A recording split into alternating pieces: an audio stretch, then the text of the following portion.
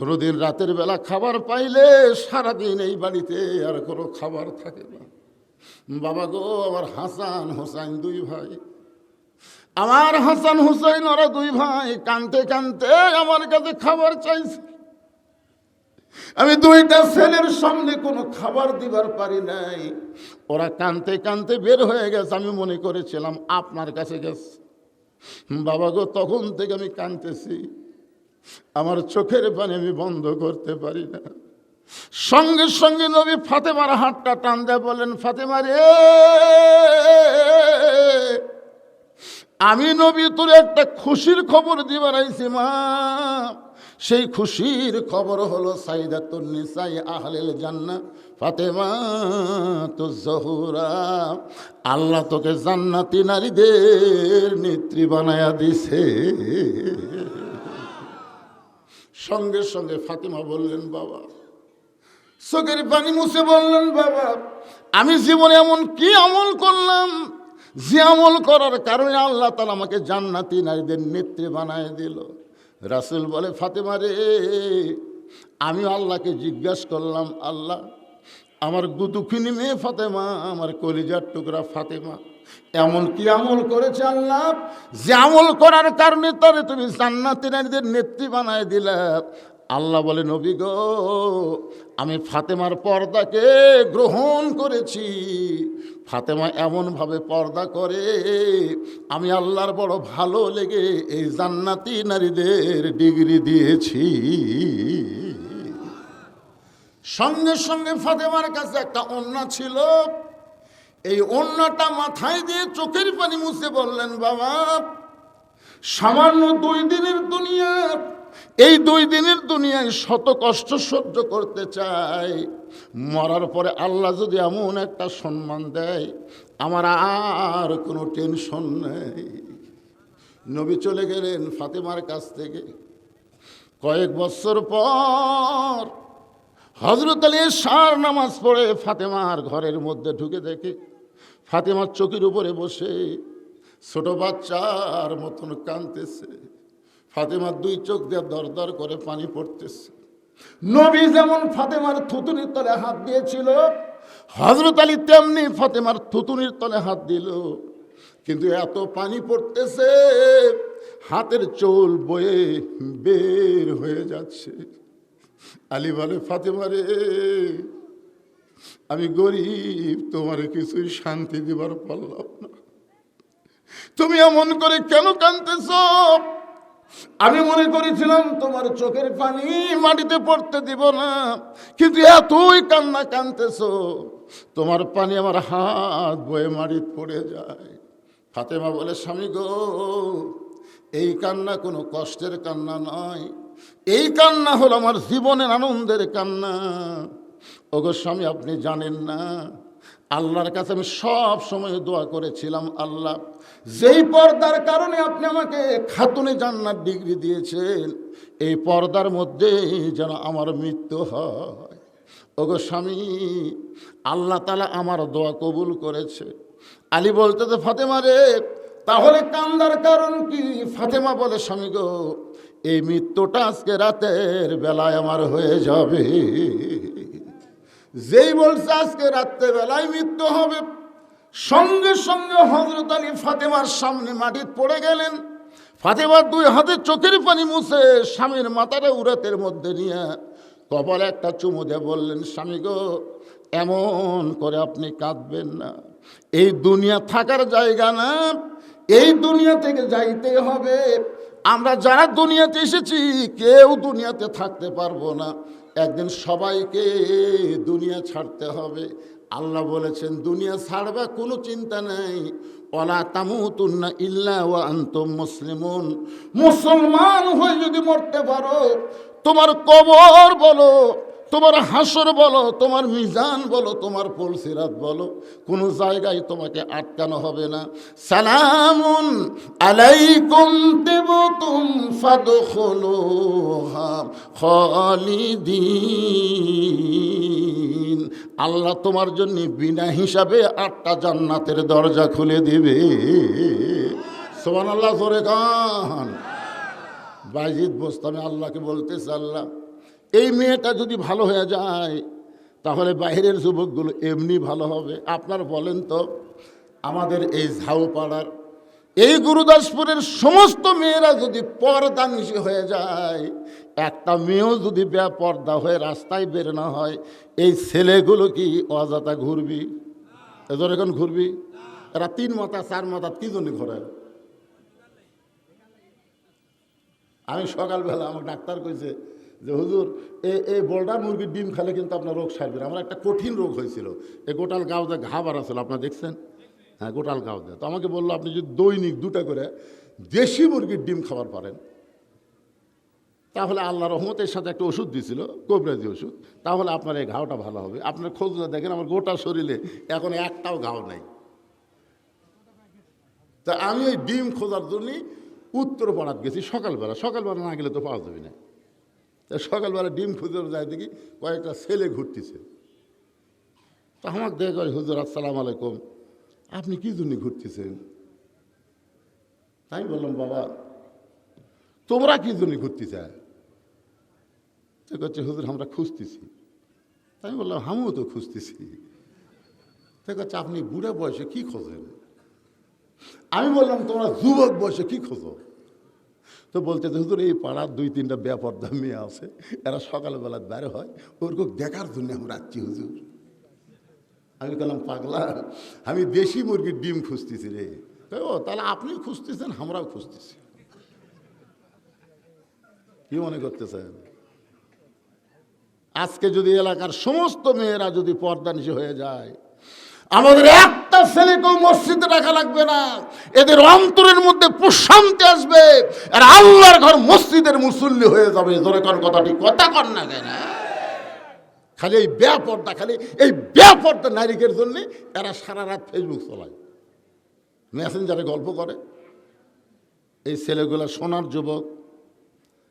বাইজিদ বোস্তামি আল্লাহর কাছে বলতেছে, আল্লাহ এই মেয়েটা যদি ভালো হয়ে যায় তাহলে বাহিরের সমস্ত যুবক ভালো হয়ে যাবে।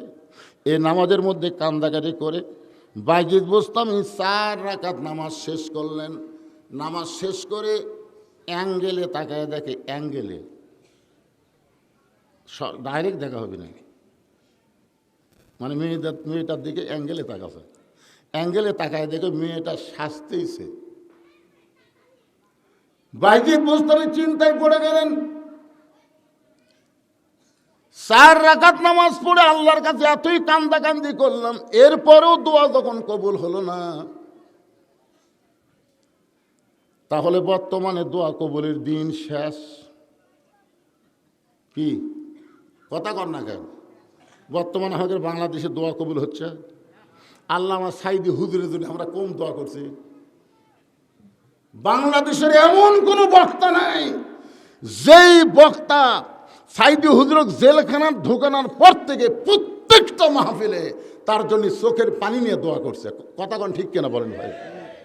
এই আপনাদের এই গুরুদাসপুরের বড়াই গ্রাম, আমি আল্লামা সাইদি হুজুর নাম নিয়ে দোয়া করতি, আমার মুখের মাইক কাড়ে নিল, মুখের থেকে মাইক এক টানে কাড়ে নিল।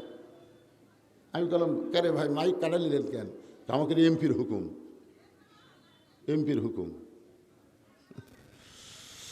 হ্যাঁ, তারপরে আমাকে আর গুরুদাসপুর বড়াই গ্রাম ঢুকপারি দিল না।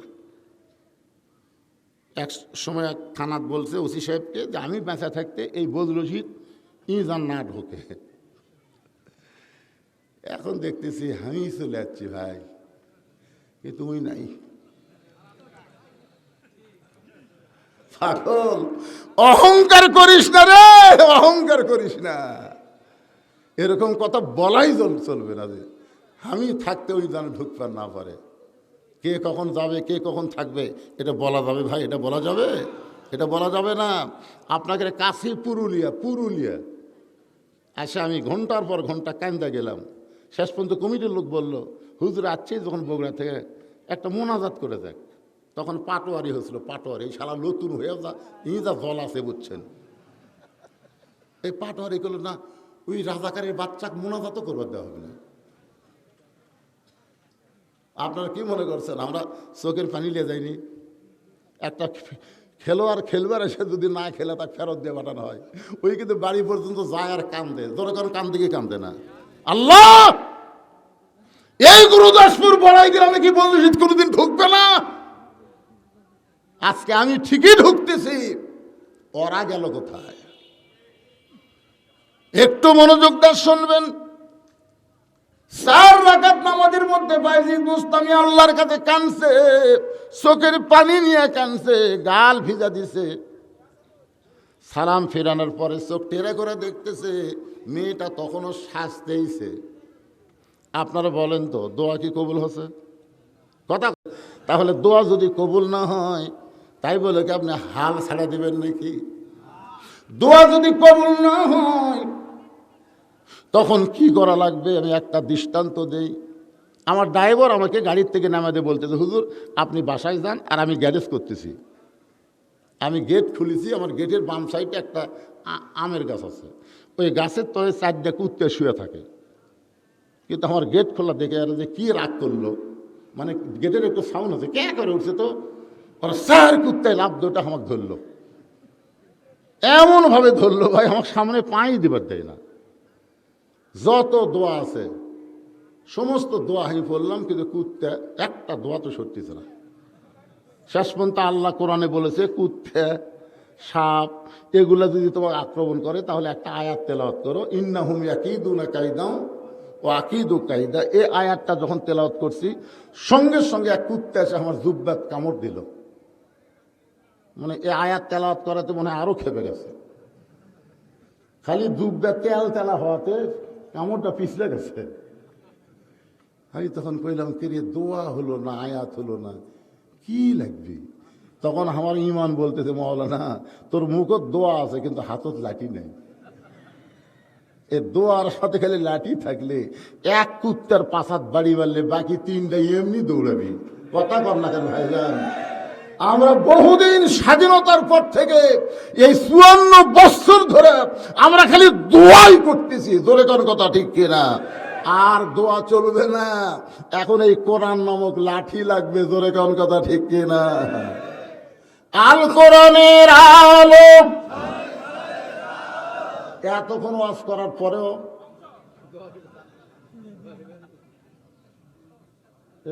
দিলে দিলে বাইজিদ বোস্তামের দিলের মধ্যে কি কোরআন নাই? তাহলে প্রতিটার ঘর যায় নামাজ আর কোরআন নিয়ে কি জন্য গেল? একটু সাই মতো একটা দেন তো, যা হয় হয়ে যাক। আমি যে বল আল কোরআনের আলো, আপনার বলবেন সংসদে জালো, আল কোরআনের আলো। এই যাই বলতেছে নিয়ত করেন, এবারে না হোক আগামীবার হবে, আগামী না হলো যদি নাও হয়, আচ্ছা সংসদে যদি কোরআন শরীফ নাও যায়, আপনি যে স্লোগান দিলেন এই স্লোগান কি ব্যথা যাবে? আল্লাহ রাসূল বলেছেন, মান সাআলাল্লাহু তাআলা আশ-শাহাদাতা বিসিদকিন বাল্লাগাহুল্লাহু মানাজিলাশ শুহাদা ওয়া ইম্মাতা আলা ফিরাশিহি। রাওয়াহুল বুখারী কিতাবুল মাগাজি। খুব খেয়াল করে শোনেন, আল্লাহ রাসূল বলেছেন, কোন ব্যক্তি এই কোরআন বিজয়ের আন্দোলন যদি যোগ দেয়, যদি নিয়োগ করে প্রয়োজন হলে কোরআনের জন্য জীবন দেব, ওই মাতা আলা ফিরাশিহি, সে যদি নিজের বিছনায়ও মারা যায়, বাল্লাগাহুল্লাহু মানাজিলাশ শুহাদা, আল্লাহ হাসরের ময়দানে তাকে শহীদদের কাতারে দাঁড় করায়া দিবে। তাহলে স্লোগানটা দেওয়ার দরকার আছে না নাই? যদি না হয় আমাকে কি না, যদি হয় আপনার কাজ হলো আপনি নামাজের দাওয়াত দেন। যদি নামাজ না পড়ে আপনি বলতে পারবেন, আল্লাহ আমি নামাজের দাওয়াত দিয়েছি কিন্তু পড়ে নাই, এখানে আমার দোষ কোথায়? এই জন্যই ভাইজান একটু সবাই মনোযোগ দিয়ে শুনবেন। বাইজিদ বোস্তামি দেখলেন যখন নামাজ দেওয়া হচ্ছে না, তখন আর একটা পাওয়ারের নাম কি? জোরে বলেন। এবার বাইজিদ বোস্তামি ওই পতিতার ঘরে শুরু করলেন, পড়েন, আউযু বিল্লাহি মিনাশ শাইতানির রাজীম, বিসমিল্লাহির রহমানির রহিম, ইন্নামাল মুমিনুনা আল্লাযীনা ইযা যুকিরাল্লাহু ওয়াজিলাত قلوبهم وإذا تليت عليهم آياته زادتهم إيمانا وعلى ربهم يتوكلون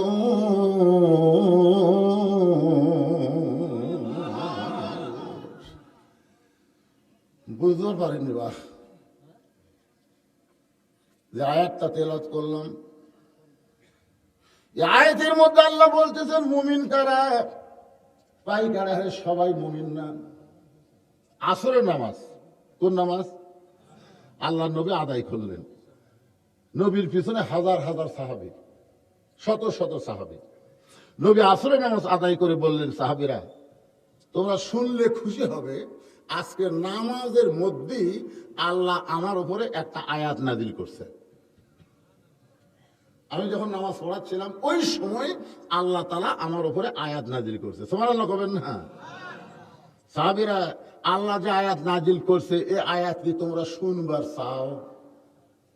সাহাবীরা বললেন, হুজুর 100 বার শুনবো, 1000 বার শুনবো। নামাজ পড়া অবস্থায় আল্লাহ আয়াত নাজিল করলো আর সে আয়াত শুনবো না মানে? আল্লাহ রাসূল বললেন, শুধু শুনলে হবে না, সামিনা ও তাআনা, শুনলে হবে না, এটা ধরা লাগবে। তোমরা কারা কারা ধরবা? হাত তোলো। না আপনাদের করছে না, সাহাবী সাহাবী, আপনারা ধরবার পারবে?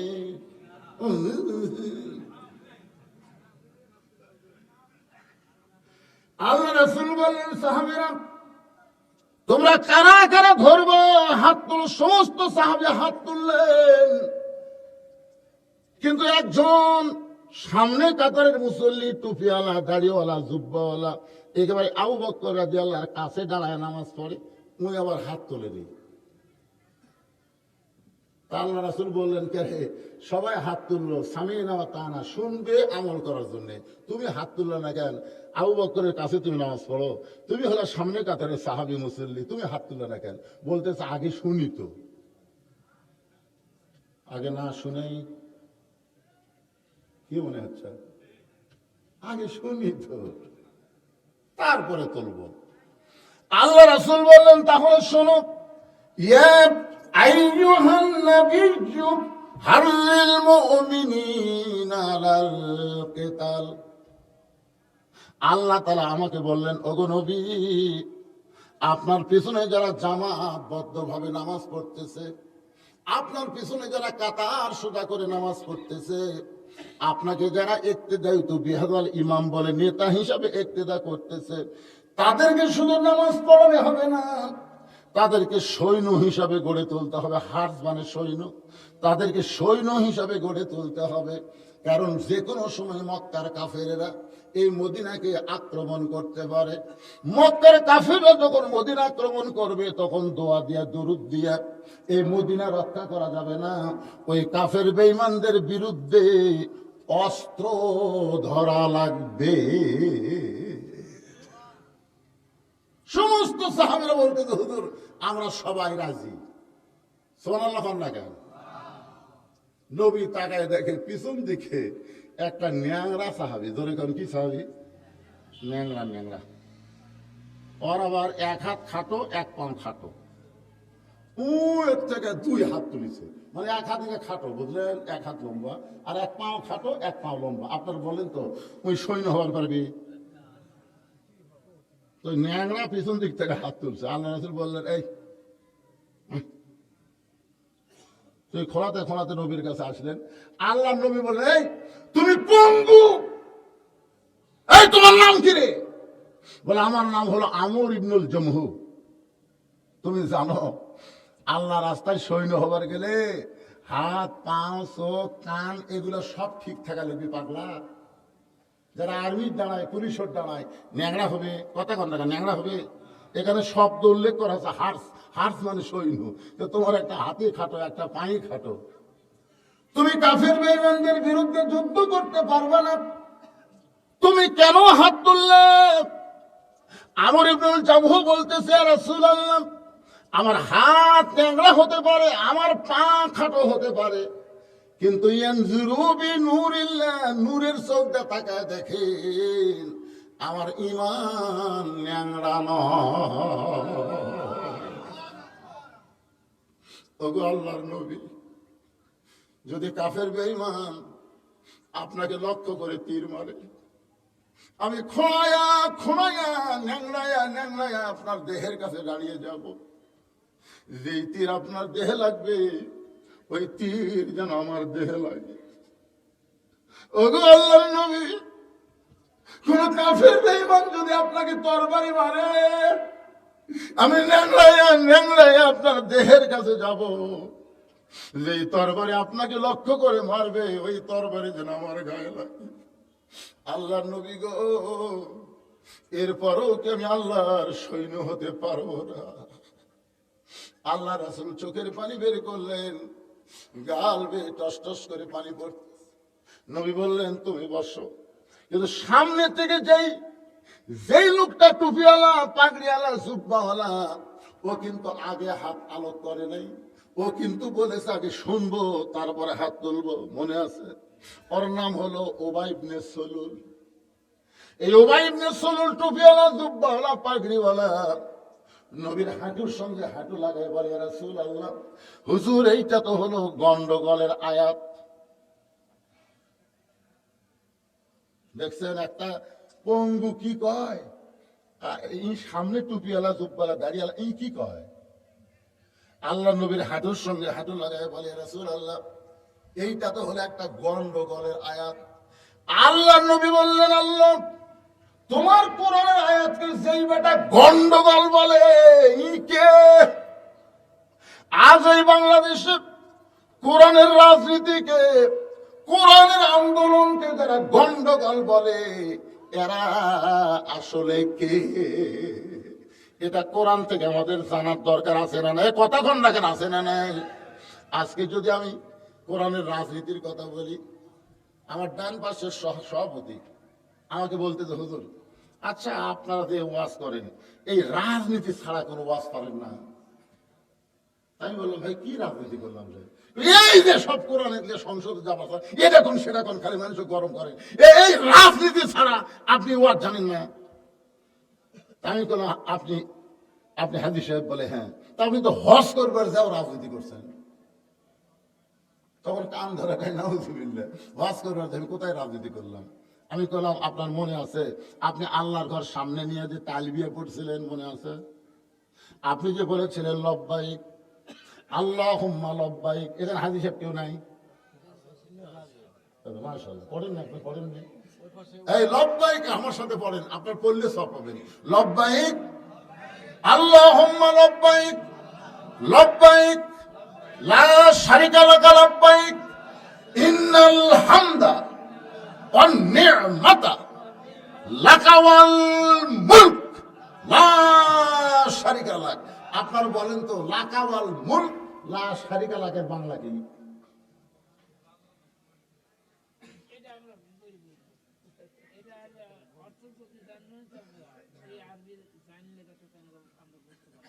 সেটা তো বুঝে দিচ্ছি।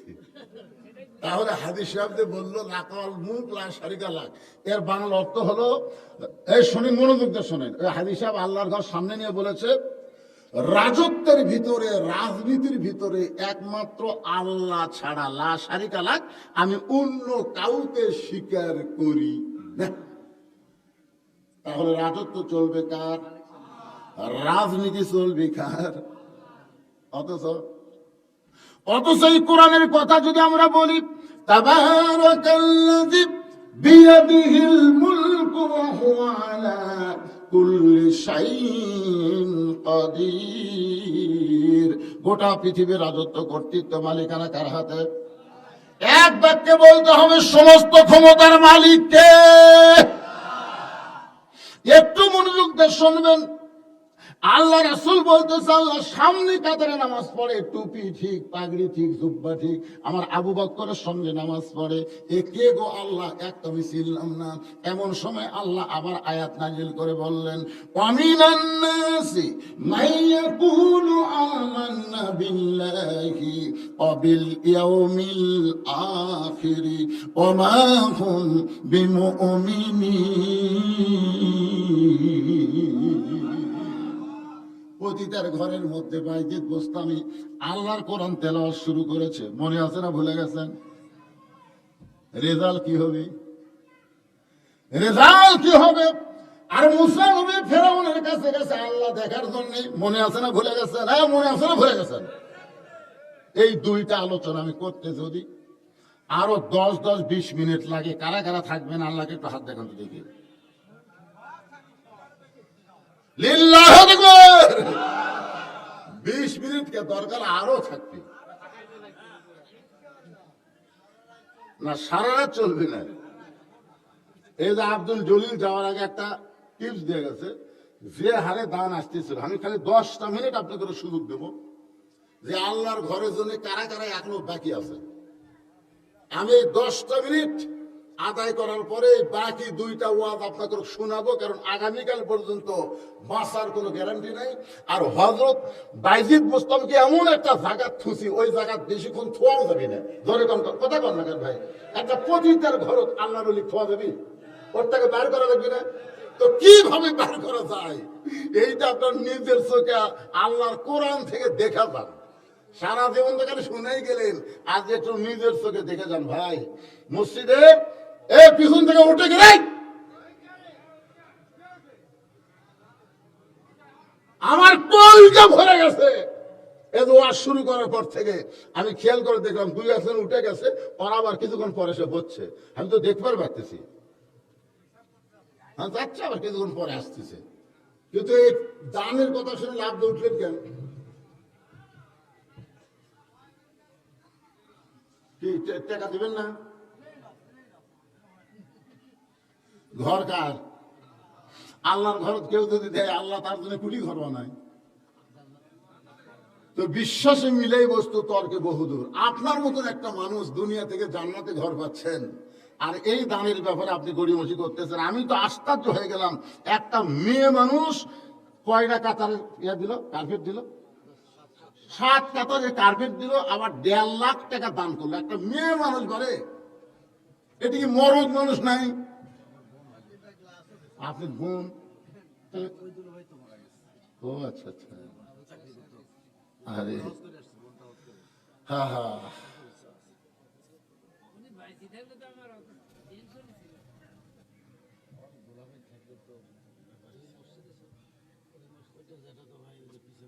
আপনার এই দুলা ভাই যে জান্নাতি, এই ব্যাপারে আপনাকে কোনো সন্দেহ করা লাগবে না, কোনো সন্দেহ করা লাগবে না। যিনি মরে যাওয়ার পরেও আফসোস করে বলতেছে ইনি জীবিত থাকলে আমাদের কোনো টেনশন করা লাগতো না, তাহলে চিন্তা করেন ও মানুষ তো জান্নাতি মানুষ। এমন একটা বিবি রেখে গেছে, আহা, এমন একটা বউ রেখে গেছে যে আজকে স্বামীর সে দানের অপূরণীয় যেটা, সেটা সে পূরণ করে দিচ্ছে। আল্লাহ, আমি তো প্রাণ খুলে আমার মায়ের জন্য দোয়া করবো ইনশাল্লাহ। তো আপনাদের মধ্যে বাকি কারা আছে? আপনি দিচ্ছেন? সব দেওয়া হয়ে গেছে না? দান যদি সব আদায় হয়ে থাকে তো খামাখামি আর দেরি করবো না, বাকি 2টা ওয়াজ করে আপনাদের মোনাজাত করে যাবার চাচ্ছি, দিচ্ছি, আর বলার দরকার নেই। কারণ আমার একটা সমস্যা হলো, আমি এমন ভাবে ওয়াজ করবো যে আমরা যেন ওয়াজ শোনার পরে ফজরের নামাজ আবার জামাতের সাথে পড়বার পারি। কথা কন, এটা কিন্তু নিয়ম। আমার এলাকার এক মুয়াজ্জিন সাহেব ওয়াজ শুনবার গেছিল, ওয়াজ শোনা বাড়িতে এসে ঘুমিয়ে গেছে। পরে আশেপাশে সব মসজিদে আজান হচ্ছে, কিন্তু এই গ্রামের মসজিদে আজান হয়নি। তো যারা ওয়াজ শুনবার যায়নি তারা নামাজ পড়বার এসে দেখে তালা দেওয়া। এবারে মুয়াজ্জিন আসেনি, তালাই খোলেনি, আজানই হলো না। মুয়াজ্জিন কি অসুস্থ নাকি? 3-4 জন খোঁজলে ডাকতেছে, মুয়াজ্জিন সাহেব, মুয়াজ্জিন সাহেব। মুয়াজ্জিন সাহেব লাভ দেবার হয়ে বলছে, কি হতো ভাই? বলে চারিদিকে আজান হয়ে গেল আর আমাদের মসজিদে তালাই খোলেনি। তখন মুয়াজ্জিন 2 কান ধরে বলতেছে, আল্লাহর শপথ করে তওবা করতেছি আর জীবনে ওয়াজ শুনবো না।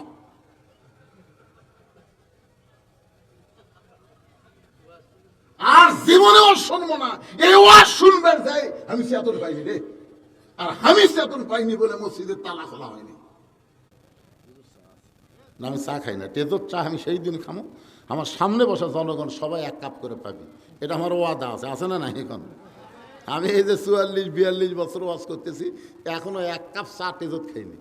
আমি সেই দিন খামো, আমার সামনে বসা আল্লাহর বান্দারা যেদিন পাবি। আপনাকেও খাওয়া নাই, আমারও খাওয়া নাই।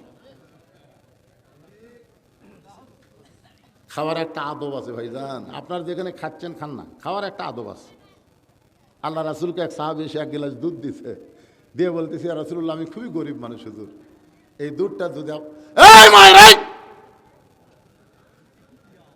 আবার কথা কই করে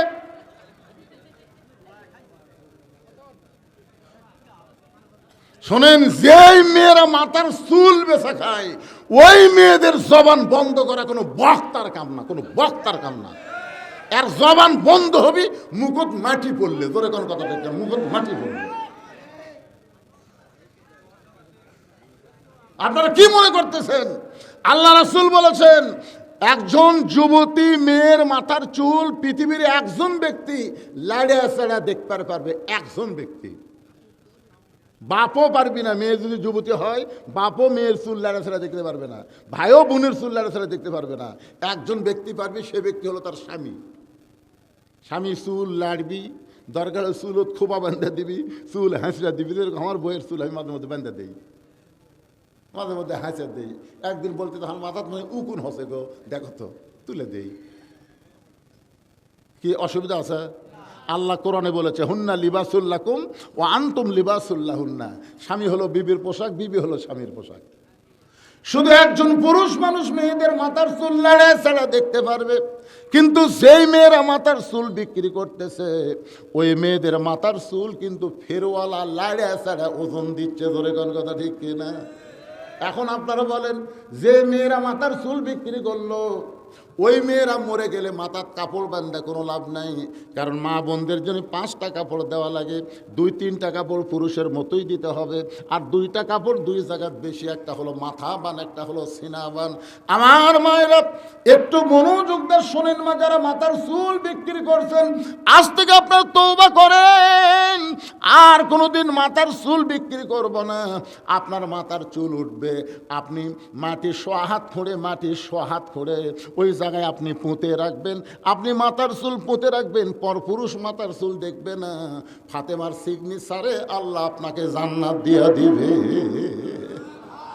আমার মায়েরা জবান খোলেন না মা, কথা বলেন না মা, কারণ আপনাদের কথাও হলো পর্দা।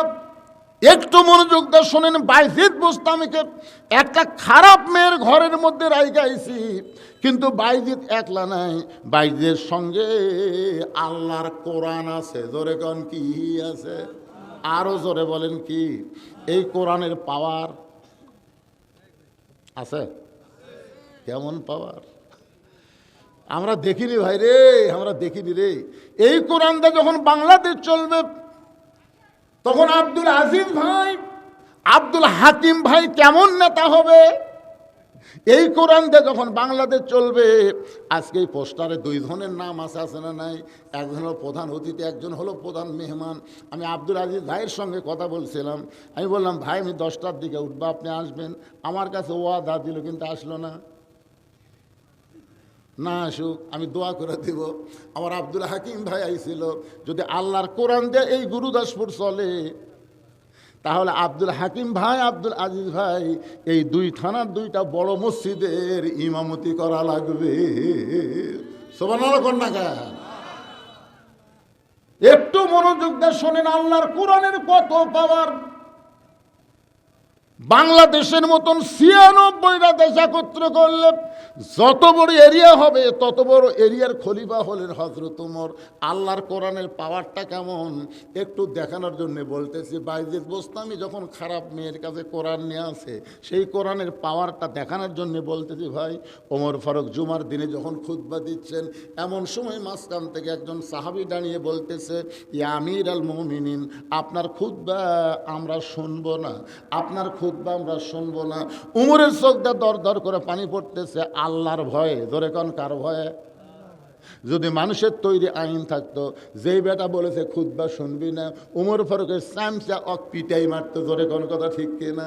কিন্তু রাষ্ট্র চলতেছে কার আইনে? উমর ফারুক চোখের পানি বের করে বললেন, ভাইজান আমার খুতবা না শোনার পেছনে আমার অপরাধ কি? বলে আপনার অপরাধ হলো আমাদেরকে খাটো পাঞ্জাবি দিয়ে আপনি লম্বা জুব্বা পরে খুতবা পড়তেছেন। আমাদেরকে খাটো পাঞ্জাবি দিয়ে আপনি লম্বা জুব্বা কোথায় পাইলেন? এটা যতক্ষণ না বলবেন ততক্ষণ আপনার খুতবা আমরা শুনব না।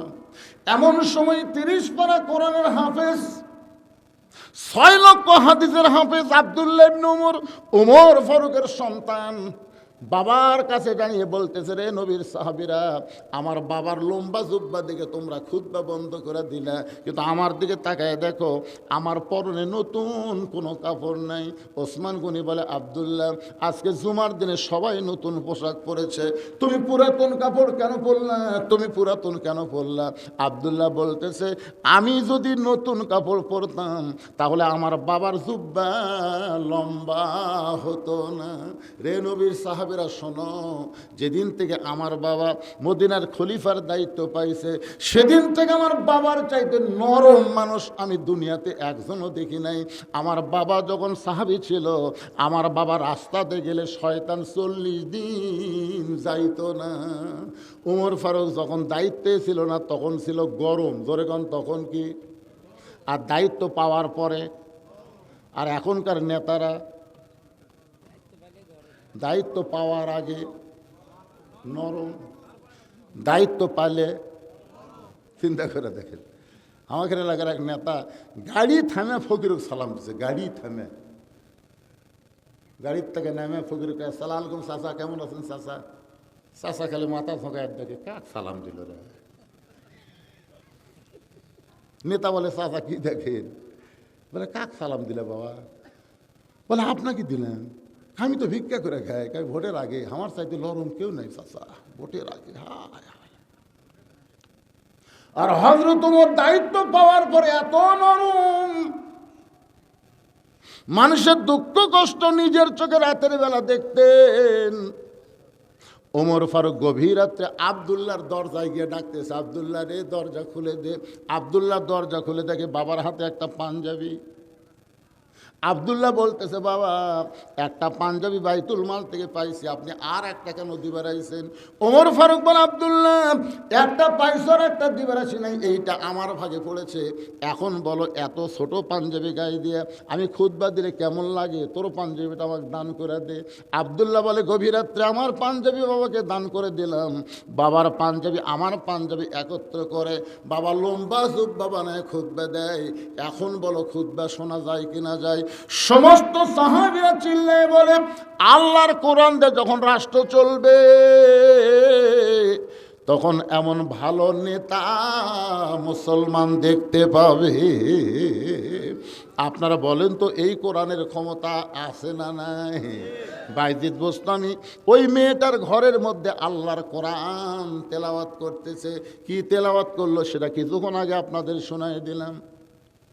বাইজিদ বোস্তামি যখন কোরআন তেলাওয়াত করতেছে, এমন সময় ওই প্রতিটা খারাপ মেয়েটা মাথায় ঘোমটা দিয়েছে। এতক্ষণ খালি সাজতেই ছিল, এবার মাথায় ঘোমটা দিয়া বাইজিদ বোস্তামির পিছনে এসে বসে গেছে।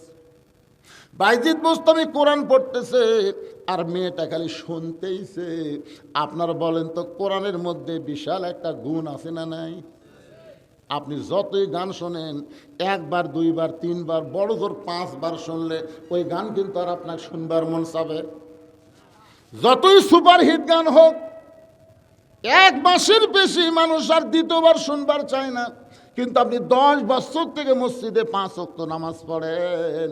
এখন আপনার 50 বছর বয়স হয়েছে, আপনি 40 বছর হলে ইমাম পিছনে সূরা ফাতিহা বারবার শুনতেছেন, আবার নিজেও সূরা ফাতিহা বারবার একা একা পড়তেছেন। আপনি বলেন তো, একটা বারের জন্য সূরা ফাতিহা কোনোদিন আপনার খারাপ লাগছে? কোরআনের কি মহত্ব! যতই পড়বেন ততই মজা পাবেন, যতই পড়বেন। এই যে রমজান মাস আসতেছে, এই রমজান মাসে আল্লাহ কোরআন নাজিল করেছে। আপনাদের খালি মসজিদ সুন্দর করলে হবে না, এই মসজিদে রমজান মাসে কোরআন শিক্ষার একটা মক্তব খোলা লাগবে। ধরে কোন কথা ঠিক কিনা? একজন ইমাম সাহেব, একজন মৌলানা সাহেব আপনার নিয়ে আসবেন। এই রমজান মাসে প্রত্যেকটা মুরব্বী যারা ঠিক মতো সূরা কেরাত জানে না, নামাজ পড়বার গেলে সূরা কেরাত ঠিক থাকা দরকার আছে না? দরকার আছে না? এইগুলো মস্ক করবেন। আমার ভাইয়ের একটু খেয়াল করেন, মেয়েটা মাথায় ঘোমটা দিয়ে বাইজিদ বোস্তামির পিছনে বসে গেছে। বাইজিদ বোস্তামি কোরআন শরীফ পড়তে পড়তে অ্যাঙ্গেল করে দেখে, কে রে ফুটি গেল?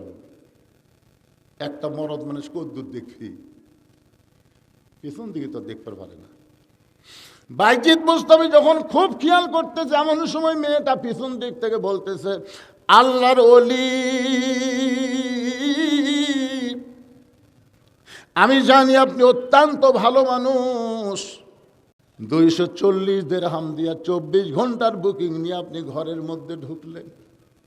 আমি মনে করেছিলাম আপনি ধপা হুজুর, কিন্তু ঘরের মধ্যে ঢুকেই আপনি আমার দিকে একটাবার না তাকায় আপনি যাই নামাজ বিছায় নামাজ পড়ে আমার জন্য আল্লাহর কাছে কাঁদলেন।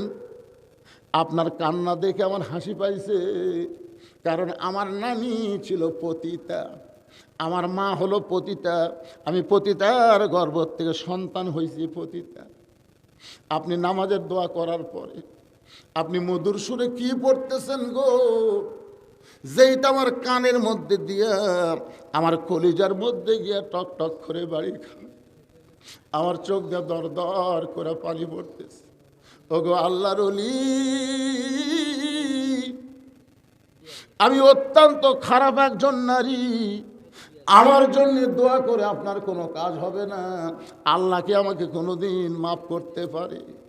বাইজিদ বোস্তামি বললেন, মা, আল্লাহ পাপকে ঘৃণা করে কিন্তু পাপীকে ঘৃণা করে না। লা তাকনাতু মির রাহমাতিল্লাহ, ইন্নাল্লাহা ইয়াগফিরুয যুনুবা জামিআ, ইন্নাহু হুয়াল গাফুরুর রাহিম। কারা কারা মাগরিব এশার নামাজ পড়েন? এ যুবকেরা, কারা কারা মাগরিব এশার নামাজ পড়েনি বাবা? ফজরের আগে যদি মরে যাও, ফজর আগে যদি মরে যাও, দুনিয়ার কোন হুজুর তোমার জন্য দোয়া করলে তুমি নিস্তার পাবা না, নাজাত পাবা না। তাই নিয়ত করো, রহমান রহিম আল্লাহর কাছে নিয়ত করো, আল্লাহ এখন থেকে ফজর থেকে বাকি জীবনে একটা উক্ত নামাজ বাদ দেব না। এই নিয়ত করার সঙ্গে সঙ্গে নামাজ না পড়ার যত পাপ আল্লাহ সব মাফ করে দেবে। এটা শাবান মাস বাদান, এই শাবান মাসের পরই রমজান মাস আসতেছে। আল্লাহ আমাদের ভাগ্যে কত ভালো। রজবের চাঁদ উঠলেই নবী দোয়া করতেন, আল্লাহুম্মা বারিক লানা ফি রজব ওয়া শাবান ওয়া বাল্লিগনা রমাদান। রজব চলে গেল, শাবান চলে যাচ্ছে, রমজান পর্যন্ত আল্লাহ আমাদের হায়াতকে বাড়ায় দাও। জোরে কোন আমিন, জোরে বল আমিন। হয়তো রোজার আগে আর কোনো মাহফিল আপনাদের এলাকায় এই গ্রামে নাও হতে পারে, রোজার আগে হবে, হতে পারে আজকের মাহফিল আমাদের জীবনের শেষ মাহফিল।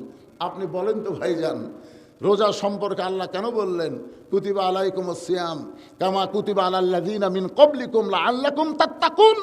কেন বললেন? আপনি যখন একা একা গোসল করতে যান, আমার এলাকায় দেখি এক লোক ওযু করতে, কুলি করতে সামান্য পানি বলে ওর ভিতরে ঢুকছে, কেউ দেখছে? উনি খালি ওয়াহ ওয়াহ ওয়াহ। আমি কইলে, কে ভাই কি হচ্ছে রে? হুজুর কি যে হবি ফতুয়া দেন তো। আমি কুলি করবার তখন মনে হচ্ছে সামান্য পানি গলার মধ্যে গেছে। কে পাগলা, কে দেখলো রে? তোর যে সামান্য পানি গলার গেল, তুই যে ওয়াক ওয়াক করতে কেউ দেখছে? না দেখলো হুজুর। এটার নামই হলো রোজা। জোরে কোন সুবহানাল্লাহ। আপনি গোসলখানাত গেলেন গোসল করতে, কি ঠান্ডা পানি মাথার উপর দিয়ে, লাখের উপর দিয়ে, বুকের উপর দিয়ে যাচ্ছে, মন খালি বলতেছে দরজা আল্লাহ বন্ধ রে, এক ঢোক খা খা, এত তৃষ্ণালিয়া কৃষক থাকুক খা। তখন আপনি কি বলবেন? কেউ না দেখলে আমার আল্লাহ দেখতেছে রে। এই রমজান মাসে রোজা, এই রোজার মাসে আল্লাহ কোরআন নাজিল করছে ভাই। সঙ্গে সঙ্গে বাইজিদ বুস্তামি মেয়েটাকে তওবা পড়ালেন। মেয়েটা তওবা পড়ে, কলমা পড়ে ব্যাগ দৌড় দিয়ে বের হয়ে চলে গেলেন। আর ওই সমস্ত যুবকেরা কতগুলা তেল তেলা মুরব্বিক ভাড়া করে নিয়ে আসছে। আল্লাহর ওলি বাইজিদ খারাপ মেয়ের ঘরের মধ্যে ঢুকছে। এবার সবাই দরজাত বলে, বাইজিদ রে, এতদিন আল্লাহর অলিগিরি করতেছে, আল্লাহর অলিগিরি করতেছে, আজকে পতিতার ঘরের মধ্যে ঢুকছে, তাড়াতাড়ি দরজা খোলো, ওই খারাপ মেয়ের সঙ্গে আজকে তোমাকে বিয়ে পড়ে দিয়ে জুতার বালা গলাত দেব। সবাই যখন চিল্লাচিল্লি করতেছে, বাইজিদ বুস্তামি দরজা খুলেছে।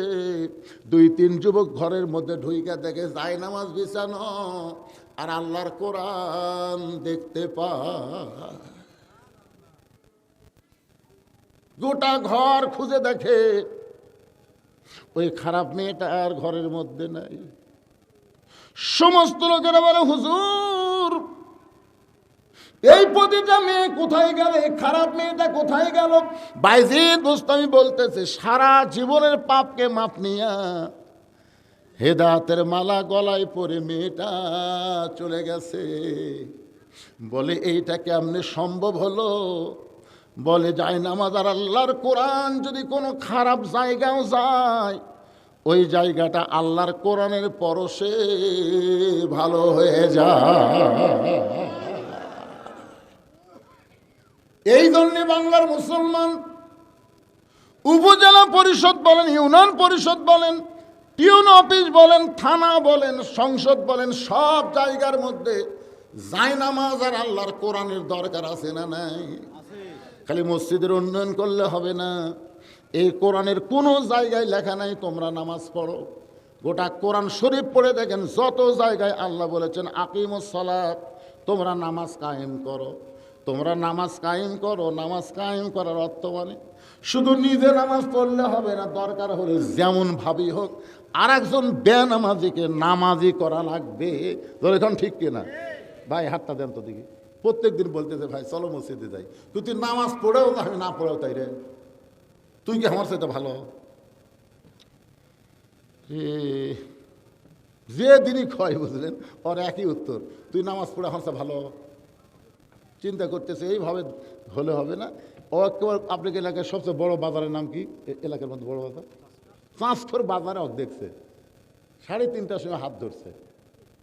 যে হাত ধরছে, কে রে ভাই কি জন্য হাত ধরলি? এখন তো কোনো নামাজ নাই, তুই তো নামাজ ছাড়া কোনোদিন আমার হাত ধরিস না। বলে ভাই আজকে নামাজের জন্য হাত ধরিনি, আজকে হাত ধরছি তোমাকে আমি চা খেলাম। আপনারা বলেন তো, যেই লোকটা নামাজের জন্য হাত ধরলে যেরকম গরম হয়, চা খাওয়ার জন্য হাত ধরলে গরম হবে?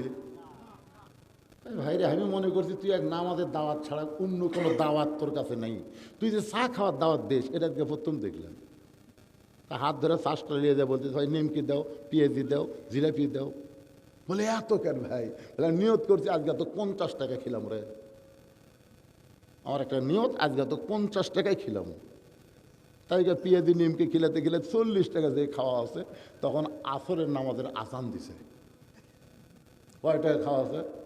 40 টাকা যে খাওয়া আছে, আসরের নামাজের আজান দিয়েছে। তখন বলতেছে, ভাই রে এই মুয়াজ্জিনের সময় জ্ঞান নাই রে, কে আর 2 মিনিট পরে আজান দিলে হতো, তাহলে এখন 50 টাকা আশা পূরণ হতো।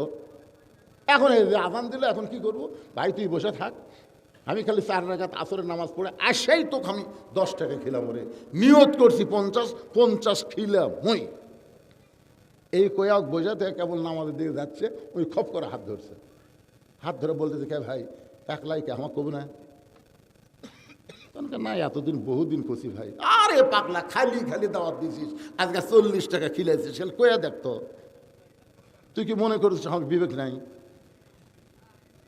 আরে আল্লাহর জন্য না হোক রে, তোর জন্য এক উক্ত নামাজ পড়বো রে। তখন বলতে ভাই তাহলে চলেন যাই। কিছু দূর যাওয়ার পরে বলতে ভাই যান, এতদিন নামাজের কথা বলতে তুমি যে রাগ করছিলে, আজকে আর একটা কথা। বলে সেটা আবার কি? বলে সেটা হলো উজু করা লাগবে। ও যুগে তুই যদি গোসল করবে গোস্তাও কর্ম, যে লোক 40 টাকা খিলাই তার জন্য আমি কিছু করে পারবো না। অজু করার পরে বলতেছে ভাইজান আল্লাহর ঘরে ঢুকতে গেলে ডান পায়ে ঢোকা লাগবে, শুধু ডান পায়ে ঢুকলে হবে না, জবান খুলে একটা দোয়া পড়া লাগবে, আল্লাহুম্মা আফতাহ লি আবওয়াবা রাহমাতিক। এই দোয়াটা পড়ে বেনামাজিকে যেই মাত্র বারান্দায় ঢুকাইছে, এমন সময় লোকটা সামনে কাতারে গিয়ে বলতেছে, আল্লাহ আমার দায়িত্ব ছিল তোমার বেনামাজি বান্দাকে তোমার ঘরের মধ্যে ঢুকানো, আর তোমার দায়িত্ব হলো হেদায়েত দেওয়া। বান্দার দায়িত্ব কি? দাওয়াত দেওয়া। বান্দার দায়িত্ব কি? কথা কেন, আমাদের দায়িত্ব কি? আর আল্লাহর দায়িত্ব হলো হেদায়েত দেওয়া। আমার দায়িত্ব আমি পুরা করছি, খালি খালি বহুদিন দাওয়াত দিয়েছি, কাম হয় নাই। আজকে 50 টাকার মধ্যে 40 টাকা খাওয়াইছি, তোমার বান্দা তোমার ঘরের বারান্দা পর্যন্ত আইছে। এখন তুমি যদি হেদায়েত দাও তাহলে হেদায়েত পাবে, আমার কিন্তু ধরবার পারবা না। আমার দায়িত্ব শেষ, তোমার দায়িত্ব শুরু। চোখের পানি নিয়ে যখন আল্লাহর কাছে বলেছে, ওই বেনামাজি আসরের নামাজ পড়ে সবাই যখন চলে যায়, ও মসজিদ থেকে বের হয় না, তখন বলতে ভাইজান নামাজ শেষ হয়ে গেছে, চলো যাই আবার চা খাই। লোকটা বলতেছে ভাই রে, নামাজের মধ্যে এত মজা আমি আগে কোনো দিন বুঝি নাই। আজকে যখন রুকু করেছি, সেজদা দিয়েছি, তখন বুঝতে পেরেছি নামাজি আর নামাজি থাকে না, নামাজি আল্লাহর বান্দা হয়ে যায়। আল্লাহ তাআলা আজকে মসজিদের উন্নতি শুধু নয়, এই মসজিদের মুসল্লি হয়ে আমাদেরকে 5 ওয়াক্ত নামাজ পড়ার তৌফিক যেন আল্লাহ দান করে। সকলে বলে আল্লাহুম্মা আমিন। ইস্তিগফার পড়েন, আস্তাগফিরুল্লাহ রব্বি মিন কুল্লি জামবি ওয়া তুবু ইলাই। এগুলো স্লিপ যারা দিছে, আপনি না বললেও তারা দিবে না? নাম কো খুশি করে গেলে মনাজাত লোক পাবেন না।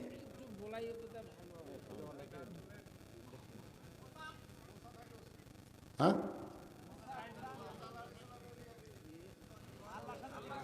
ওরে বাবারে,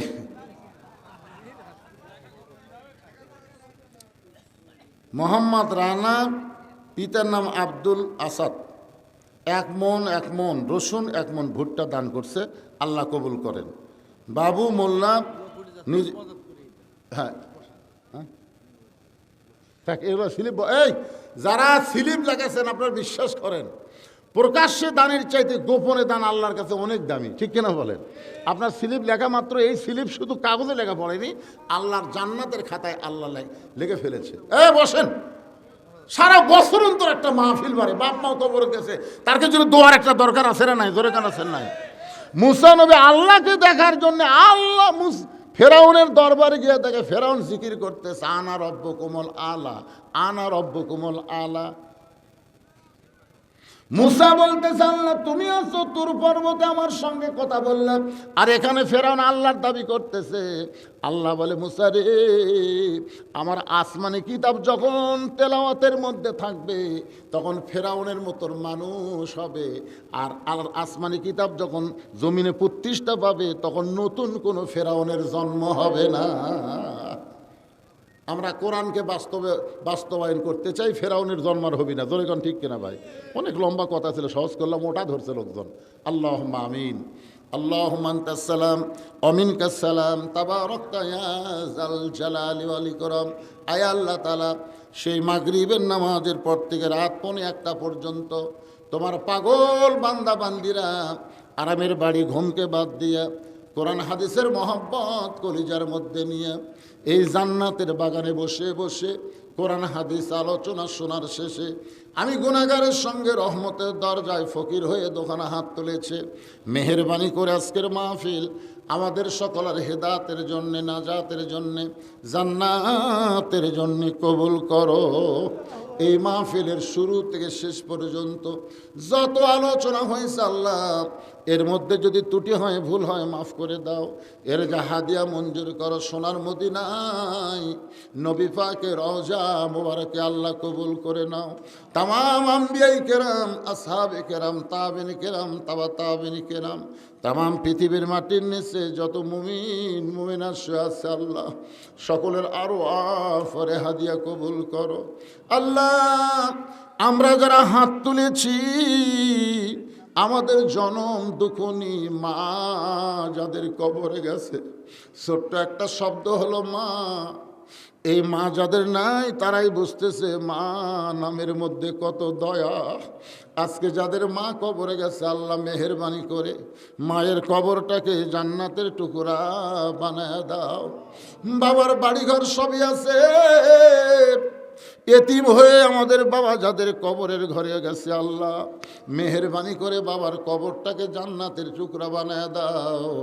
আমাদের দাদা দাদি নানা নানি আত্মীয় স্বজন শ্বশুর শাশুড়ি যাদের কবরে গেছে, আল্লাহ কবরবাসীদের মাফ করে দাও। এই ঝাউপাড়া মসজিদকে আল্লাহ কিয়ামত পর্যন্ত কবুল করো। এই মসজিদের জায়গা দিয়া মসজিদ করে টাকা পয়সা দিয়ে আজকে যারা কবরের ঘরে চলে গেছে, আল্লাহ মেহেরবানি করে তাদের সকলের কবরকে জান্নাতের টুকরা কবুল করে নাও।